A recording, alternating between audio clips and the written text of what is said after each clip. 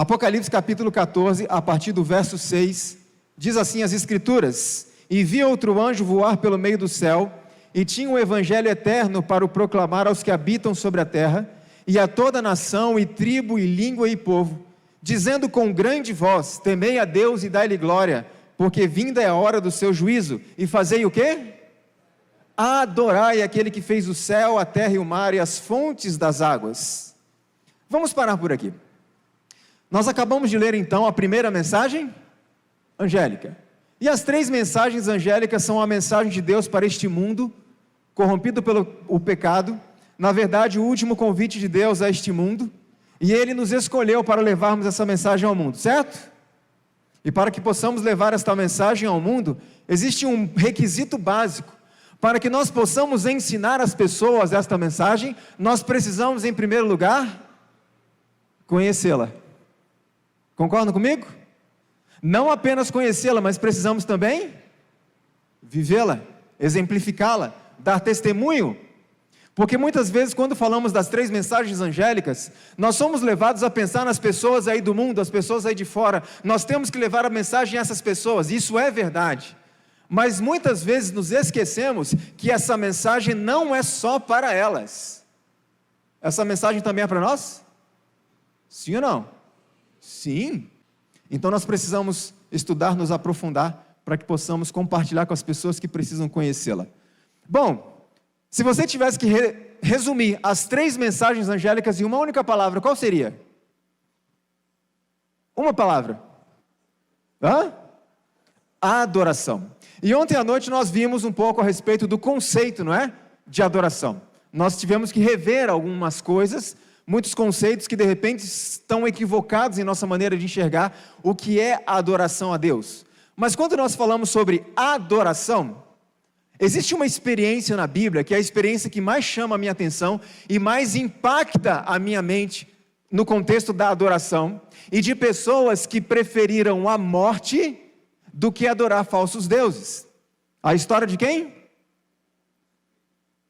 Dos três companheiros de Daniel.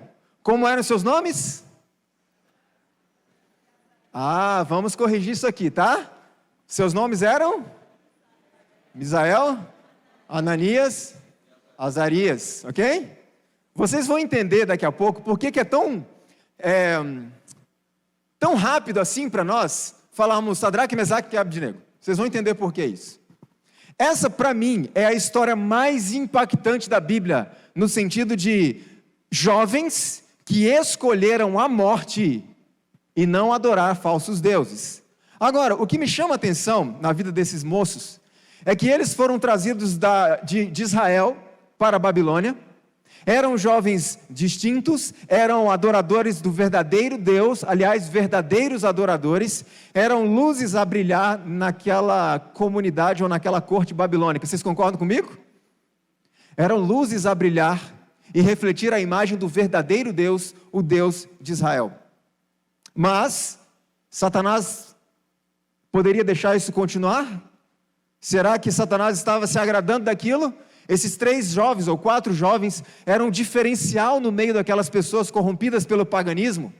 E o inimigo pensou: não, eu não posso deixar isso acontecer, não. Essa pregação precisa ser esvaziada. Como Satanás fez para impedir a pregação daqueles 3 jovens? Olha que interessante que o irmão Mate comenta sobre esse assunto. O rei não compeliu os jovens hebreus a renunciar à sua fé em favor da idolatria, mas esperava alcançar isso de que forma? Gradualmente. Olha só. Eles chegaram na Babilônia e não foram obrigados a adorarem deuses pagãos imediatamente, porque o rei, Satanás por trás dele, esperava corromper esses jovens de que forma? Devagarinho. Já ouviram falar da história do sapo fervido?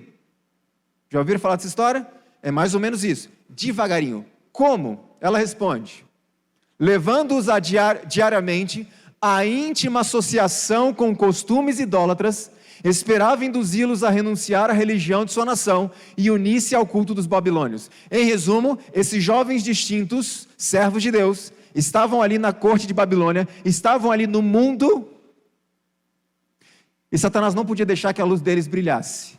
Então Satanás se propôs a corromper aqueles jovens de forma gradual, aos pouquinhos, levando-os sutilmente e imperceptivelmente a associarem-se com os costumes do mundo. Perceberam a estratégia, sim ou não? Será que ele tem usado a mesma estratégia hoje? Sutileza, costumes mundanos sutilmente vão invadindo a vida de um jovem cristão, ou de adultos também. Agora veja que interessante uma coisa.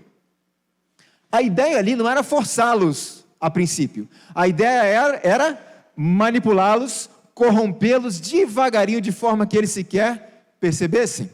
E para isso Satanás usou um sistema educacional muito bem arquitetado para esse fim. E nesse sistema educacional, Satanás usou 3 ferramentas básicas para corromper aqueles jovens. Por que isso é importante para nós hoje? Veja só por quê. A história vai acontecer o que com ela? Se repetirá. A falsa religião será exaltada. O primeiro dia da semana será exaltado como foi a imagem na antiga Babilônia. A irmã White está dizendo que o que aconteceu lá na corte de Nabucodonosor vai acontecer? Vai acontecer? De novo.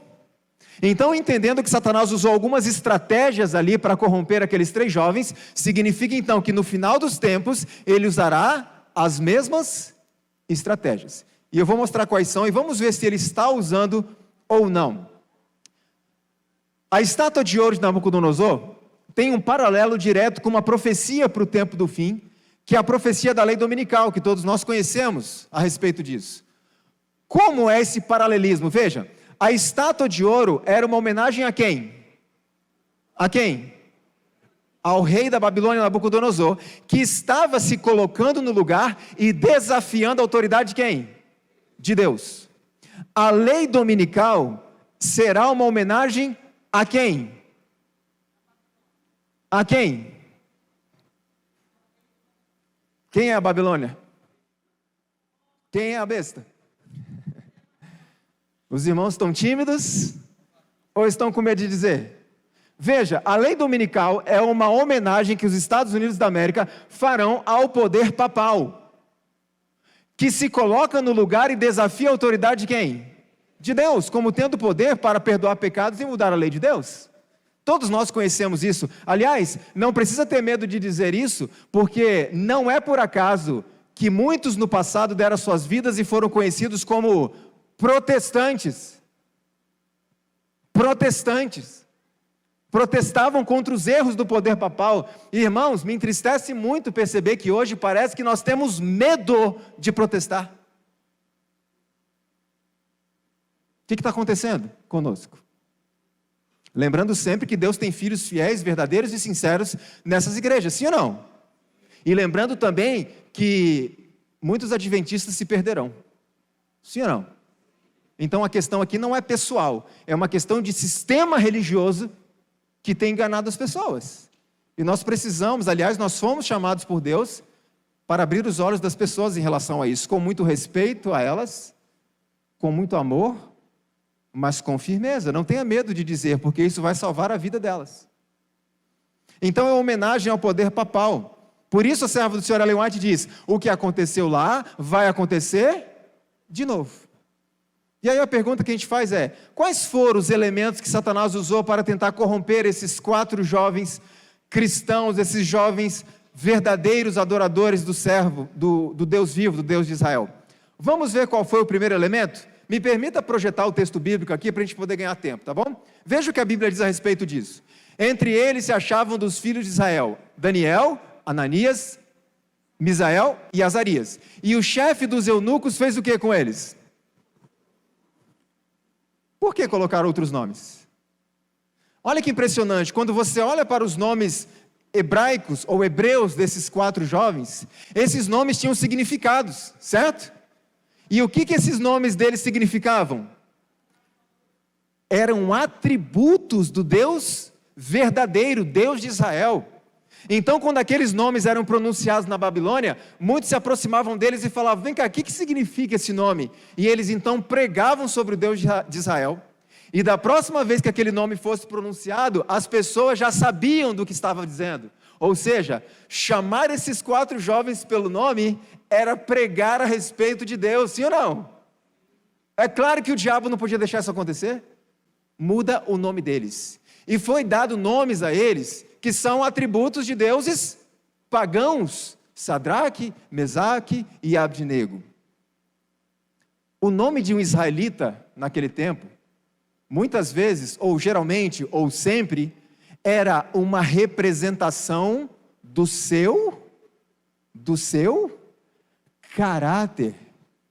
Querem ver que coisa impressionante? Jacó, o enganador, ele teve um encontro com Deus, passou uma noite inteira em luta com Deus. Quando Deus ia deixá-lo, ele disse: não, o senhor não vai se o senhor não me abençoar. Deus então perguntou o que para ele? Qual que é seu nome? Não foi isso? O que Deus queria com Jacó? Que ele reconhecesse qual era o quê? O seu caráter. E ele disse: meu nome é Jacó, o enganador. E o que Deus fez antes de ir embora? Mudou o nome. Por que Deus mudou o nome de Jacó naquele momento? Porque houve uma mudança de caráter. Olha outra coisa, todos sabemos que quando chegar ao céu, nós vamos receber uma pedrinha branca. E o que vai ter nessa pedrinha branca? Um novo nome, irmãos. Por que eu não posso chamar Leandro no céu? Por que eu vou receber um novo nome? Porque eu terei ali um novo caráter. Detalhe, esse caráter formado, forjado, moldado quando? Agora. Preste atenção nisso. Jesus não muda o caráter de ninguém em sua volta. A obra de transformação tem que ser feita agora, porque Cristo não virá salvar ninguém. Espera aí, Leandro. Jesus não vem salvar ninguém? Não. O que ele vem fazer? Ele vem buscar os que foram salvos, porque o momento da salvação é agora. É hoje, é hoje, é hoje, até que ele venha. Então muda o nome, muda o caráter. Funcionou com os companheiros de Daniel, essa estratégia de mudar o caráter deles, mudando o nome? Claro que não, eram servos de Deus, e aliás, eles não mudaram os nomes porque eles quiseram, eles eram escravos. Aliás, não funcionou na vida deles, mas você percebeu que funcionou na nossa? Como é o nome dos companheiros de Daniel? O que a gente responde automaticamente? Sadraque, Mesaque e Abdenego. Veja como funcionou no decorrer dos séculos, como que esses nomes pagãos, nós gravamos muito mais facilmente do que os seus nomes hebreus. Então, peraí, tem uma coisa que a gente precisa entender agora. Se o que aconteceu lá vai acontecer de novo, significa que no fim dos tempos, Satanás então iria trabalhar para mudar um nome. Um nome que carregue um caráter. Concordam comigo? E a pergunta que eu faço é: que nome é esse que Satanás trabalharia para mudar no fim dos tempos? Querem saber? Vamos ver o que o Senhor nos revelou. Olha só. Somos o quê? Adventistas do sétimo dia. Foi o nome que o pastor Ted Wilson nos deu. Quem deu esse nome para nós? O Senhor nos deu. Desse nome nunca nos devemos envergonhar. Foi-me mostrado que esse nome significa muito, e ao adotarmos esse nome, nós seguimos o procedimento ou o esclarecimento que nos foi dado pelo céu. Quem escolheu o nosso nome? Deus escolheu o nosso nome. O que há nesse nome de tão importante, irmãos? Veja, quando alguém passa na rua aqui na frente e vê na placa assim, ó, Igreja Adventista do Sétimo Dia, qual é a pregação que essa pessoa escuta? A irmã White diz que esse nome foi escolhido por Deus, porque esse nome suscita a curiosidade de mentes indagadoras. Que negócio é esse de Adventistas do Sétimo Dia? E eles vão pesquisar, e eles vão ter uma pregação completa. O sábado é o dia do Senhor, e Jesus vai voltar. Só que Ellen White teve uma visão. E Deus mostrou o seguinte para ela, preste atenção nisso. Foi-me mostrado um grupo sob o nome de Adventistas do Sétimo Dia, que estava aconselhando que a bandeira ou o sinal que nos torna um povo distinto, um povo o quê? Distinto, não devia ser tão chocantemente defendida, pois pretendiam não ser o melhor método para obter êxito para as nossas instituições. O Senhor mostrou a sua serva que no final dos tempos, Satanás iria trabalhar para mudar qual nome? O nome da igreja. E pessoas surgiriam dizendo assim, não usa esse nome não, para a gente poder quebrar preconceitos. Se a gente usar esse nome, as pessoas vão se afastar, vão afugentar as pessoas, elas não vão querer conhecer essa igreja. Irmãos, vamos ser sinceros, quem nos deu esse nome? Qual nome é melhor do que esse? Quem é mais sábio do que Cristo? E muitas vezes nós somos arrogantes. E nós queremos escolher outros nomezinhos para quebrar supostos preconceitos, para que as pessoas venham e não se sintam, e não percebam que a gente é diferente, mas vem cá, Deus nos chamou para ser o quê? Preste atenção numa coisa. A gente ouve muitos jovens falando assim, o jovem tem que fazer o quê? A diferença. Sim ou não? E jovem tem que fazer a diferença, irmãos? Claro. Mas grava a frase que eu vou te dizer, leve isso para sua casa e para sua vida. Ser igual não faz diferença. Esta bandeira distintiva deve ser levada pelo mundo até o fim do tempo da graça, porque o tempo de graça acabou, a nossa missão como igreja também acabou. Ela diz mais, vi alguns estendendo as mãos para remover a bandeira e obscurecer-lhe a significação, pessoas que defendem a ideia de que o nome da igreja não deve ser usado, usa qualquer outro nome para atrair as pessoas. Ninguém é mais sábio do que Deus. Se Ele escolheu esse nome, é esse nome que devemos usar. Sabe por quê? Preste atenção nisso daqui. O nome adventista do sétimo dia exibe o verdadeiro caráter da nossa fé. Muda o nome, muda o quê? Muda o caráter, muda o perfil, muda a identidade. Não toque nesse nome. É o nome que foi dado por Deus. E é este nome que Ele quer que a gente leve sobre nós até o fim do tempo de graça. Então essa estratégia não deu certo com os companheiros de Daniel. Satanás partiu então para o segundo elemento. E a Bíblia declara assim, determinou-lhes o rei a ração diária das finas iguarias da mesa real. Qual foi o segundo ponto que Satanás tentou tocar na vida dos meninos? A alimentação. Será que ele faria o mesmo no fim dos tempos? Satanás sabe que aquilo que a gente ingere, seja bebida, seja comida, tem uma influência direta no nosso córtex pré-frontal, que é o único lugar onde Deus consegue se comunicar com o ser humano. E o inimigo quer quebrar esta conexão. E ele usa música, ele usa mídia, ele usa alimentação, para então quebrar a nossa conexão e prejudicar o córtex pré-frontal. De tal forma que a gente possa até ouvir a voz de Deus, mas a gente não entende nada. Porque aqui está o discernimento. Olha que interessante, vou compartilhar com vocês um único texto sobre isso. A reforma de saúde, que vai muito além de alimentação, são 8 pontos, é um ramo da grande obra que deve preparar um povo para a vinda do Senhor. Ela se acha tão ligada à terceira mensagem angélica, como as mãos o estão com o corpo. Ou seja, a alimentação, saúde em geral, o cuidado com a nossa saúde, e isso também é adoração. Se Deus pediu, eu faço. Para ser salvo? Não. Por gratidão, por já ter recebido a salvação. Lembre-se de uma coisa, o povo de Israel recebeu as leis de Deus antes ou depois da libertação do Egito? Antes ou depois? Depois de libertos do Egito, certo? Estou falando naquele contexto ali. O que isso significa para nós? Significa que não guardamos a lei de Deus para sermos libertos. Nós guardamos a lei de Deus porque fomos libertos. E essa é a nossa forma de manifestar a nossa gratidão, nosso amor por Deus. Por isso Jesus disse, se vocês me amam, vocês vão guardar os meus mandamentos. É uma demonstração de amor. Então, irmãos, eu faço um apelo a esta igreja. Leve a sério a reforma de saúde. Mas o outro apelo que eu faço é, não seja um cristão chato. Entenderam o recado? Sim ou não? Eu costumo dizer muitas vezes que muito mais pessoas seriam, por exemplo, vegetarianos estritos, se não fossem alguns vegetarianos. Vocês concordam comigo?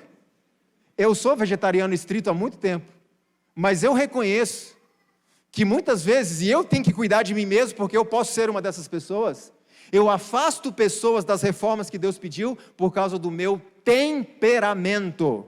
Sim ou não?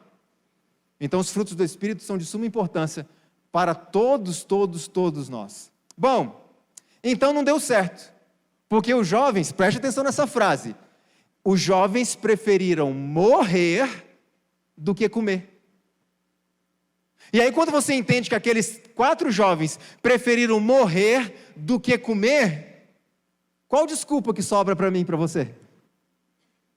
Para dizer, não, mas Senhor, é muito difícil aqui para mim. Veja, eles preferiram a morte do que comer o que Cristo pediu para não comer.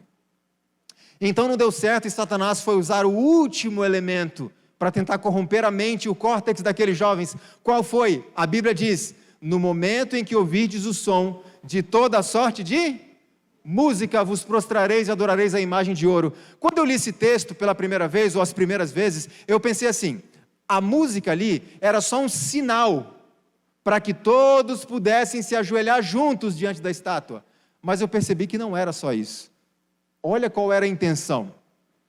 Forçar, obrigar, coagir é o último recurso de toda falsa religião.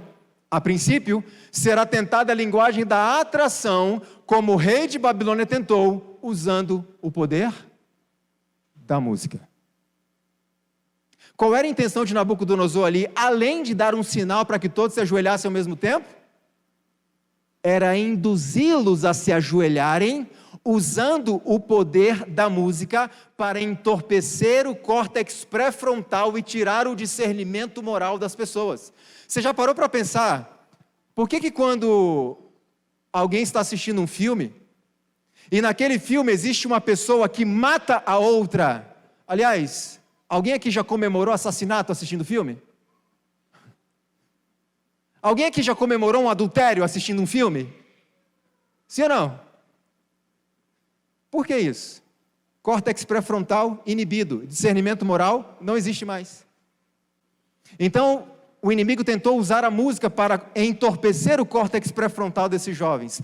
Olha só o que a irmã White comenta mais. Satanás fará da música um laço pela maneira porque é dirigida.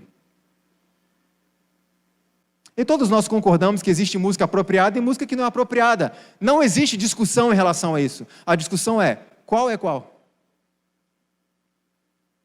O gosto pessoal é critério para decidir se uma música serve ou não serve?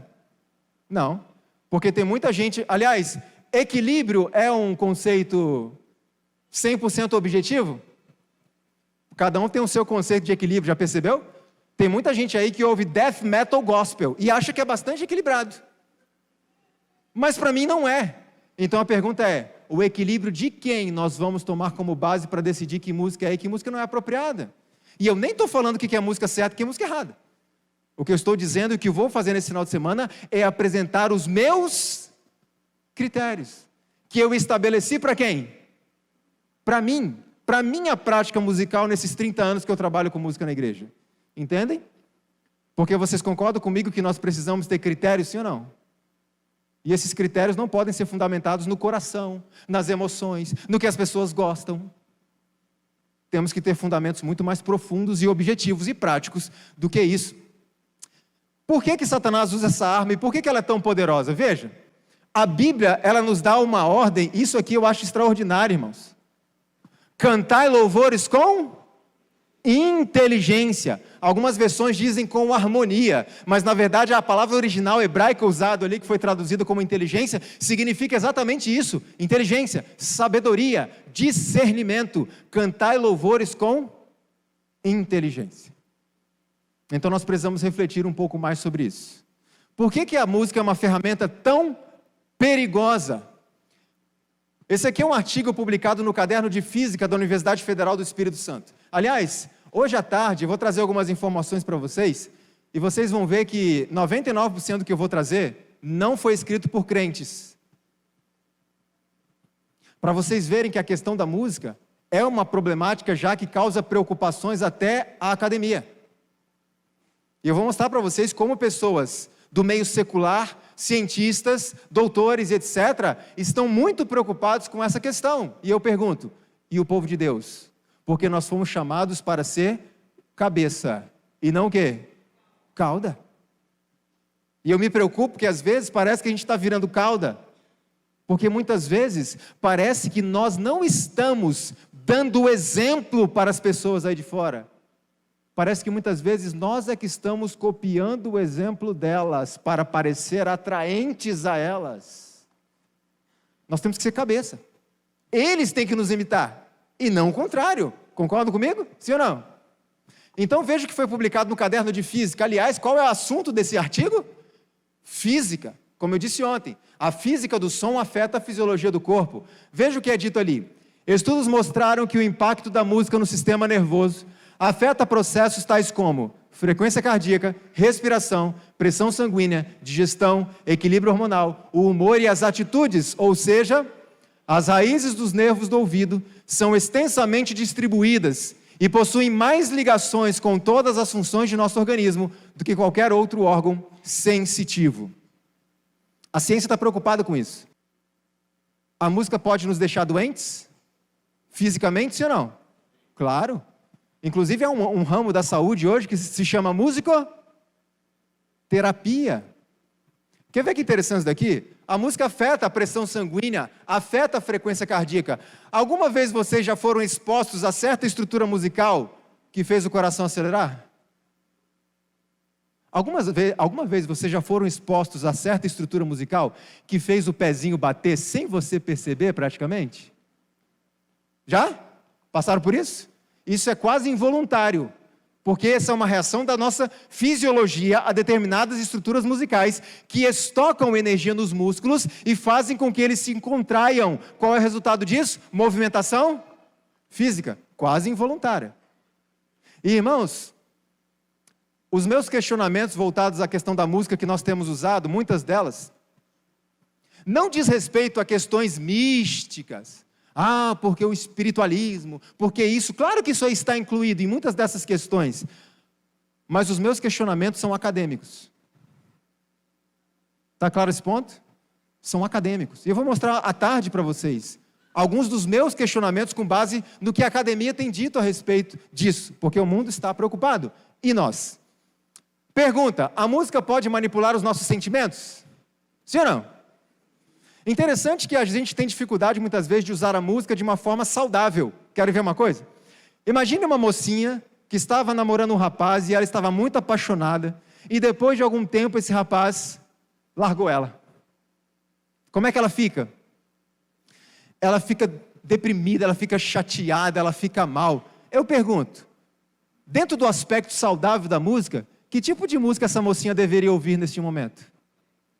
Uma música mais alegre, mais dinâmica, para que o corpo dela reagisse e combatesse aquela tristeza, aquela depressão. Mas essa mocinha vai ouvir que tipo de música? Nessa situação? Ela vai ouvir aquela música de sofrência, né? Aquela música que vai deixá-la ainda mais o quê? Para baixo. Ainda pior. Veja como nós temos que repensar algumas coisas e ouvir música e cantar música como diz a Bíblia? Com inteligência. A música ela pode mudar os nossos sentimentos e manipular os sentimentos. Eu estou triste, ouço uma música, me sinto melhor. Ou estou tranquilo, ouço uma música e me sinto mal. Alguém já ouviu uma música assim que te deixou meio para baixo? Você começa a ouvir aquilo, prestar atenção naquilo e você começa a se sentir mal. Interessante que a gente até caracteriza as músicas pelos sentimentos que elas evocam. Por exemplo, temos áudio aí? Quando a gente ouve determinados estilos de música, a gente caracteriza a música pelo sentimento que ela provoca. Um exemplo disso. Quando a gente ouve esse tipo de música, a gente diz, essa é uma música o quê? O quê? Alegre, feliz, animada. É assim ou não é? Por quê? Porque esse é o sentimento que ela evoca. Olha o outro exemplo. E quando nós ouvimos esse tipo de música aqui?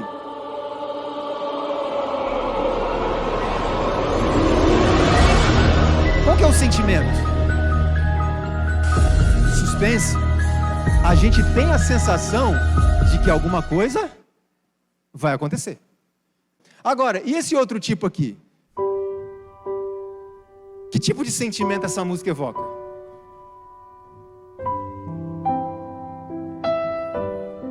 Tranquilidade, talvez? Paz? Conforto, como?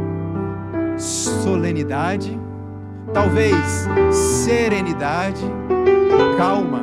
A própria música original, ela tem como título, realmente, paz. É de paz que ela está falando. Olha o que nós vimos aqui. A música manipula, ela mexe, ela estimula as nossas emoções. Então, espera aí. Vocês concordam comigo que nós hoje, um dos grandes problemas que temos como indivíduos hoje, é a reverência na casa de Deus? Concordam comigo ou não? Precisamos de uma reforma na reverência na casa de Deus? Sim. Muitas vezes eu, enquanto músico, eu cometo o seguinte equívoco. Se a música é capaz de moldar os sentimentos das pessoas, vocês estão ouvindo isso? Vocês estão ouvindo o que eu estou ouvindo? O silêncio? Se uma música é capaz de fazer isso, e se eu quero evocar na congregação uma atitude de reverência, de solenidade, eu pergunto, que tipo de música eu tenho que usar para isso? Muitas vezes, irmãos, eu enquanto músico, eu escolho uma música que evoca agitação. É possível haver reverência depois disso? Então a gente muitas vezes vê pessoas ali pulando, gritando aquela música animada, empolgada, e depois que a música acaba, chega alguém, vai à frente e diz, irmãos, jovens, adolescentes, por favor, fiquem em silêncio, sentem, agora é o momento de estudar a palavra. Eu pergunto, tem condição de ficar em silêncio? Não, porque a música usada agitou o pessoal.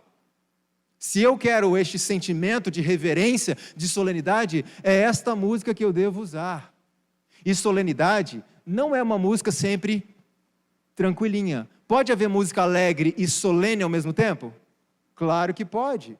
O problema é que nós não estamos sabendo muitas vezes reconhecer o limite da alegria para a excitação. E aí depois disso, não adianta pedir reverência. Não tem como, porque nós provocamos a irreverência. Então a música ela manipula os nossos sentimentos e a Bíblia confirma isso. Porque Saul, quando estava muito nervoso, muito bravo, muito irado, possuído por demônios, diziam a ele assim, chama Davi, pede para Davi tocar uma música para você. E a Bíblia diz assim, quando o espírito mau vinha sobre Saul, Davi tomava a harpa e a tocava com a sua mão. Então Saul sentiu o quê? Alívio. Então a música pode mudar o meu sentimento, sim ou não? Aliás, falando de Saul, olha só o que a irmã White comenta a respeito dele. A influência dos sublimes acordes da música que Saul escutava desvanecia a melancolia que estava sobre ele e levava sua mente excitada a um estado mais feliz e racional. Então a música pode levar a minha mente a um estado de maior racionalidade e discernimento? Sim. A música também pode tirar a minha mente desse estado de discernimento e racionalidade? Sim, ao ponto de muitas vezes eu estar cantando músicas e dizendo glórias a Deus, aleluia, amém, e a letra da música é antibíblica. E ninguém percebeu. Cantai louvores, diz o Senhor, com inteligência. Nós precisamos pensar mais e sentir menos. Não é pecado sentir, tá, irmãos? As emoções Deus criou. Se você se emociona e chora com uma bela música, isso é natural. Agora, sempre que seja uma emoção subjugada pela razão. Eu me emociono porque eu compreendi. Mas quando as emoções dominam, a razão vai embora. E aí você pode colocar qualquer letra, que ninguém percebe o que está cantando. Isso é extremamente sério. Esse aqui é o Dr. Norman Weinberger. Ele é um PhD na área de psicologia. Olha só o que ele diz a respeito disso. A música pode rápida e poderosamente definir humores de uma maneira não tão facilmente alcançada por outros meios. Outro especialista, o Dr. Richard Pellegrino, especializado em estudos do cérebro, ele disse assim, em 25 anos trabalhando com o cérebro, ainda não consigo afetar o estado de espírito das pessoas da forma como uma simples música consegue. Ele diz no seu artigo que ele trabalha com pacientes, terapias e terapias e terapias e terapias e não consegue mudar o espírito da pessoa. Então ele toca uma música e ele consegue com uma música o que várias sessões de terapia não conseguiram. Olha que interessante esse artigo da revista Hyper Science. Músicas trazem 13 emoções distintas. Fizeram uma pesquisa na Universidade da Califórnia, entrevistaram mais de 2.500 pessoas nos Estados Unidos e na China. Vem cá. Por que os pesquisadores escolheram um grupo dos Estados Unidos e outro grupo da China? Porque são culturas completamente diferentes. E olha só o que eles descobriram com esta pesquisa. Tocaram ali milhares de músicas de todos os gêneros e eles conseguiram mapear 13 sensações diferentes: diversão, alegria, erotismo, beleza, relaxamento, tristeza, devaneio, triunfo, ansiedade, medo, aborrecimento, incitação e empolgação. 13 emoções básicas diferentes. Um dia uma pessoa me procurou a saída depois de um seminário sobre isso. E como eu disse a vocês ontem, esse assunto é o que eu menos falo no nosso ministério. Essa pessoa me procurou e disse assim: irmão Leandro, eu tenho um posicionamento um pouco diferente do seu em relação a um aspecto que você abordou. E eu disse: ótimo, então vamos conversar. Porque, irmãos, assim, entre aspas, né? Uma pessoa que concorda comigo é uma coisa, mas aquele que me ensina mesmo é quem? É a que discorda. Vocês concordam comigo? Que a pessoa que discorda é que acaba nos ensinando? Porque nos leva a pensar melhor. E como eu disse ontem à noite, não despreze o argumento de ninguém. De ninguém. Examine, analise.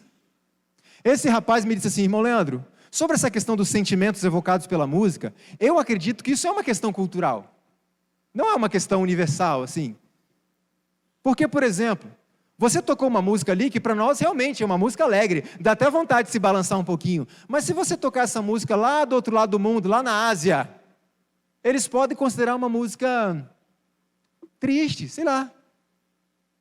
E quando esse rapaz me falou isso, sabe qual foi a minha reação, irmãos? Tem muita gente aí tendo a seguinte reação: você é músico por acaso? Já ouviu isso? Isso se chama carteirada, não faça isso.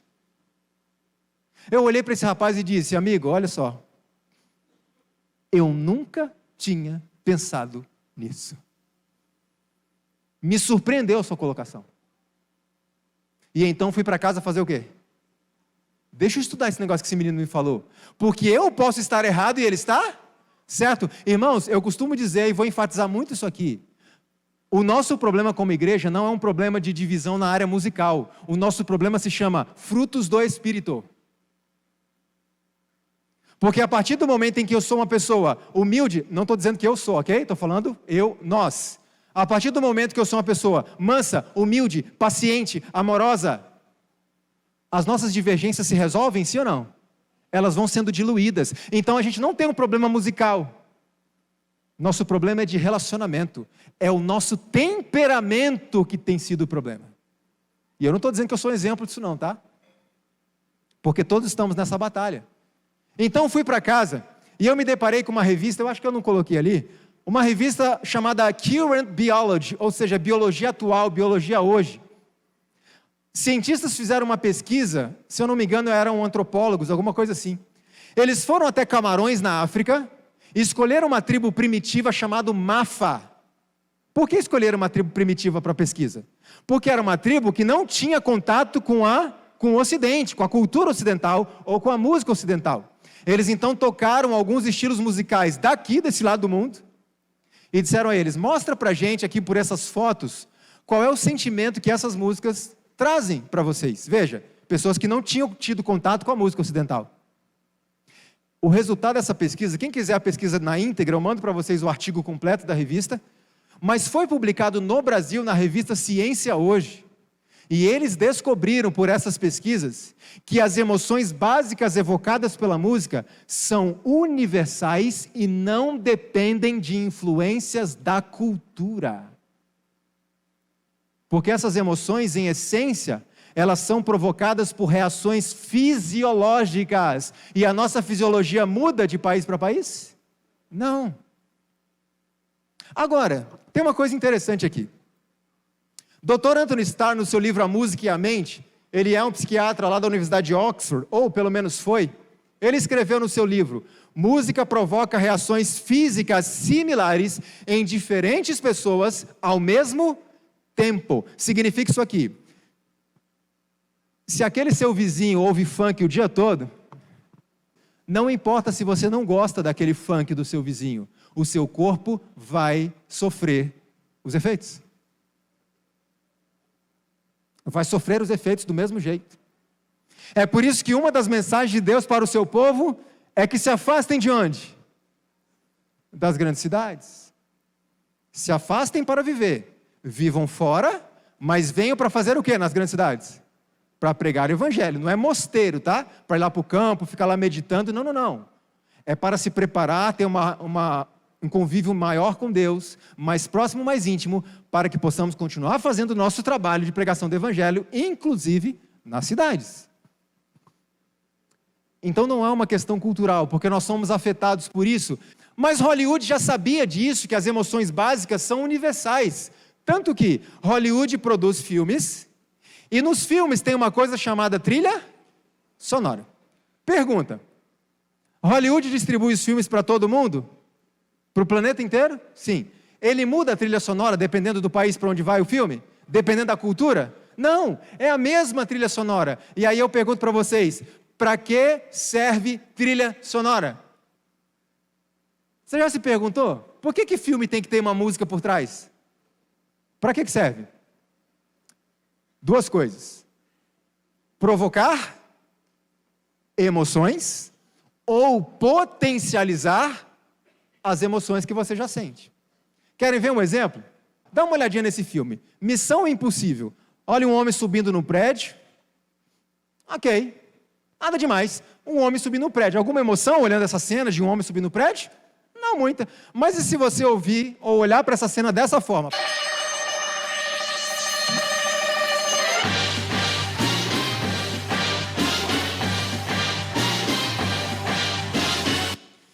Muda?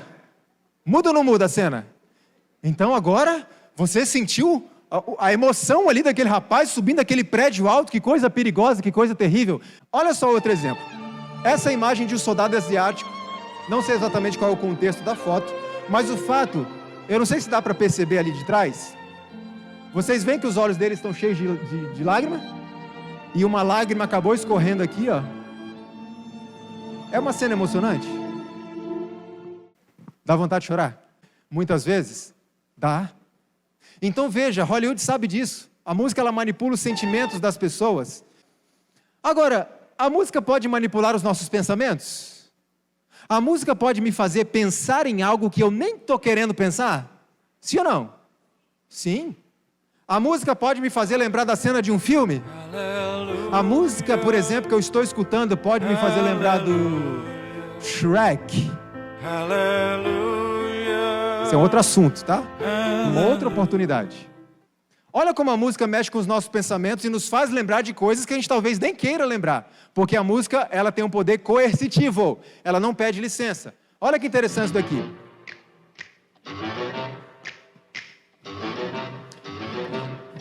O que você está pensando agora? E se eu falar com você assim, ó, não pense na família Addams enquanto essa música tocar. É possível? Então a música, ela não pede licença. Nós não temos filtro para a música. Não temos. Por isso, cuidado que devemos ter com ela. Porque os efeitos, estou falando de som, tá? Não estou falando nem de letra ainda. Os efeitos dela podem ser benéficos ou não. Não tem filtro para isso. Tanto que a música, ela não respeita, digamos assim, nem o mal de Alzheimer. Eu não sei quantos viram uma cena muito emocionante de uma famosíssima bailarina, que ela ficou muito conhecida porque era, quando se falava da música Lago dos Cisnes, não sei quantos conhecem essa música clássica, se lembravam dela, porque diziam que era a melhor dançarina de balé de Lago dos Cisnes que a humanidade já conheceu. E ela estava com mal de Alzheimer avançado. E ela na cadeirinha de roda ali. Quando começaram a tocar o Lago dos Cisnes, vocês lembram o que aconteceu?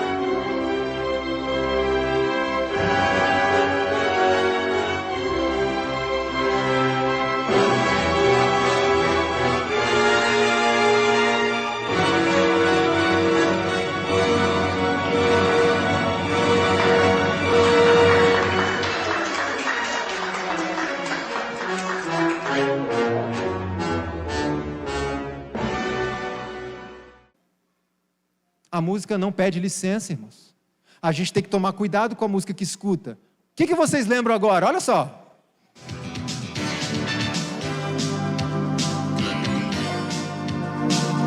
O que veio na cabeça? Jornal Nacional. E perceba que essa música, ela é essencialmente rítmica, ok? Male Male tem alguma melodia ou harmonia nela. Essencialmente rítmica. Mas fez lembrar do Jornal Nacional. Agora preste atenção nessa outra música. Que essa vai ser rapidinha. Preste atenção.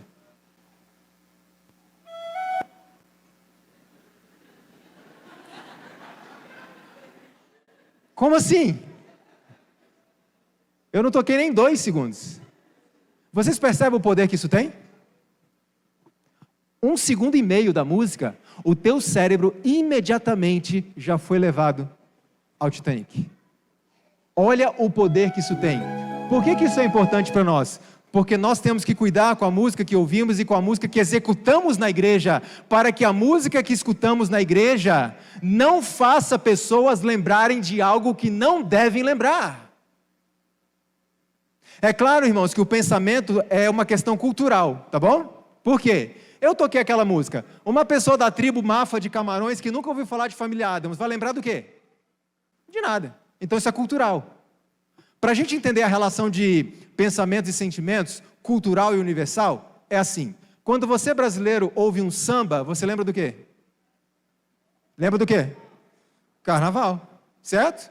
Mas e o pessoal da tribo Mafa de Camarões vai lembrar do quê? De nada. Mas para ambas as culturas é uma música alegre. Entenderam? Então o aspecto do sentimento é universal. O aspecto do pensamento é cultural. Então nós temos que cuidar com a música que nós escolhemos na igreja. Quantos aqui conhecem o documento oficial da Divisão Sul-Americana Filosofia Adventista com relação à música?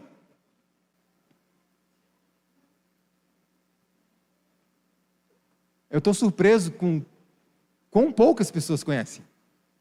Irmãos, deixa eu dizer uma coisa séria para vocês. Qual é a posição oficial da igreja em relação à música? E o que eu vou dizer, eu digo com muito carinho, com muito respeito, ok? Com muito respeito. A posição oficial da igreja adventista é o que o Leandro Dalla fala? Não.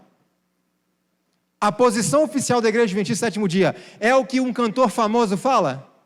Não. A posição oficial da igreja adventista é o que vem da Novo Tempo? Não. Qual é a posição oficial da igreja adventista? Aquilo que foi deliberado, votado, aprovado e documentado por uma comissão constituída de delegados de todo o campo.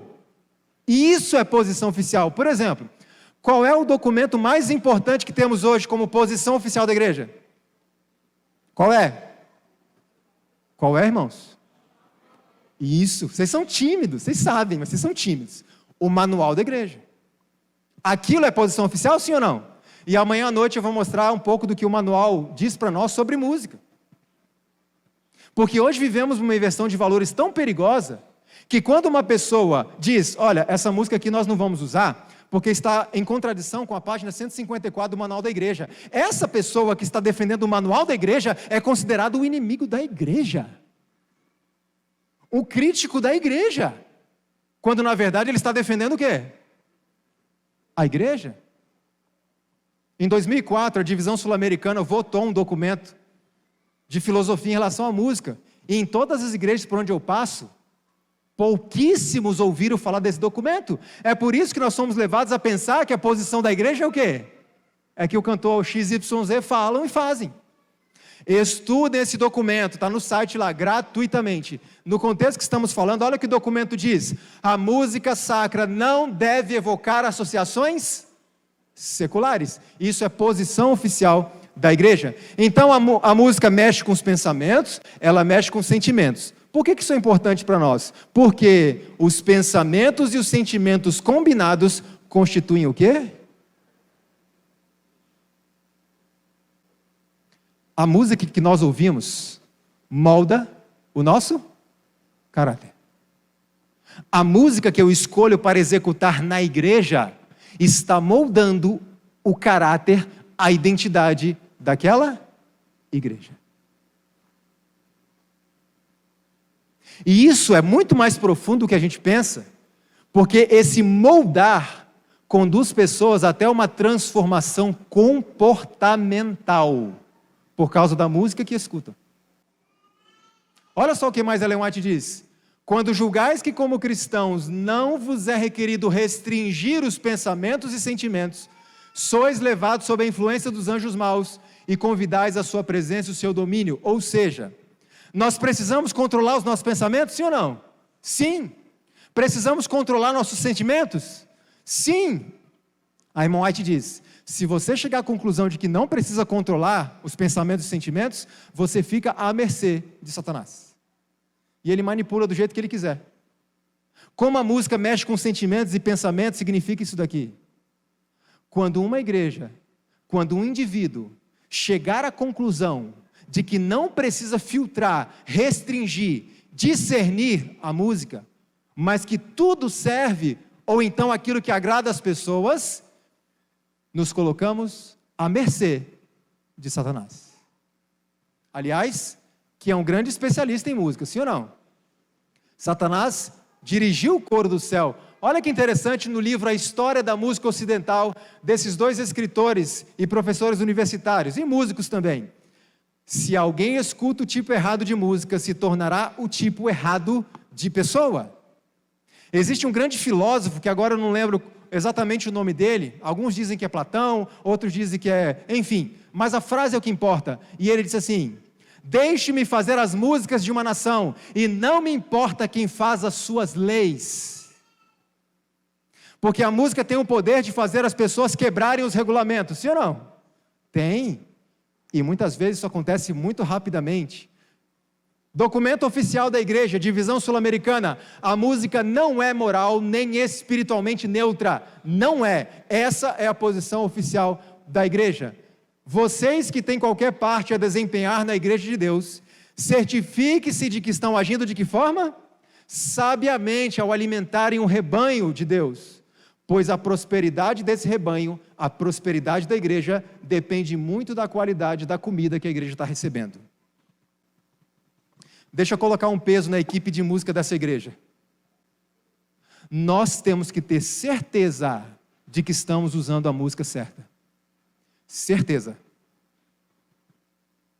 Porque o progresso espiritual de uma igreja depende também do tipo de música que essa igreja pratica.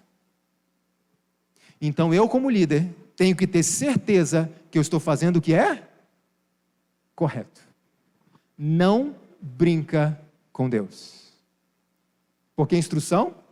Tem. Nós estamos lidando com um inimigo que é especializado em música, e ele tem um ódio desta igreja. Olha só o que é relatado em relação a Satanás. Os anjos associaram-se a Adão e Eva em santos acordes de harmoniosa música. E como seus cânticos ressoassem cheios de alegria pelo Éden, Satanás ouviu o som de suas melodias de adoração ao Pai e ao Filho. E quando Satanás o ouviu, a sua inveja, ódio e malignidade aumentaram, e ele expressou a seus seguidores a sua ansiedade por incitá-los a desobedecer, atraindo assim sobre eles a ira de Deus, e mudando seus cânticos de louvor em ódio e maldições ao seu Criador. Desde aquele tempo, Satanás tem trabalhado para corromper o povo de Deus e transformar os cânticos de louvor do povo de Deus em cânticos de maldições contra Deus. É possível que eu esteja cantando uma música que Deus detesta? Que seja uma maldição para Ele? Sim ou não? Sim. Então eu não estou aqui dizendo qual que é qual, mas eu quero que saiamos daqui com essa ideia, com essa consciência. Precisamos pensar melhor no que estamos fazendo. Não é o gosto do povo que conta. Não é a vontade dos jovens, não é a vontade das pessoas de outras igrejas, não é o que o mundo está fazendo, não é o que atrai, são os princípios estabelecidos pelo próprio Deus, e Ele nos deu informações. Satanás, esse vigilante adversário, se intromete em cada compartimento do lar, em toda a rua e aonde mais? Nas igrejas. Qual é o seu objetivo? Confundindo, enganando, seduzindo, arruinando por toda parte a mente e o corpo de homens, mulheres e crianças. Então, Deus deixou a gente aqui largado? diante de um inimigo tão poderoso? Claro que não. Veja, Satanás fará da música um laço. Ellen White está falando de que assunto? De que assunto? De música. Mas Deus convida seu povo que tem a luz diante de si na palavra e nos testemunhos. A luz em relação ao que ela está falando? A música. Deus convida o seu povo a ler e considerar e dar ouvidos, porque instruções claras e definidas a respeito de música têm sido dadas a fim de apenas os músicos especializados compreenderem. É isso que está dizendo aí? Irmãos, deixa eu dizer uma coisa importante para vocês. 2 livros escritos sobre o assunto, totalizando mais de 500 páginas. E os seminários que eu apresento sobre música, que são pouquíssimos, muito raros, mas ainda apresento alguns, 90% do que eu falo, eu não aprendi em escola de música. É uma busca pessoal, que quantas pessoas podem fazer? Todas. Qualquer um. E nós precisamos buscar estes princípios. E eu encerro com este texto. Precisamos cantar louvores? Com inteligência. Ficou claro aos irmãos que a gente precisa se preocupar mais com esse assunto, sim ou não? Era só essa a proposta dessa manhã. A gente precisa se preocupar mais com isso, estudar mais, prestar mais atenção, para que possamos cantar com inteligência.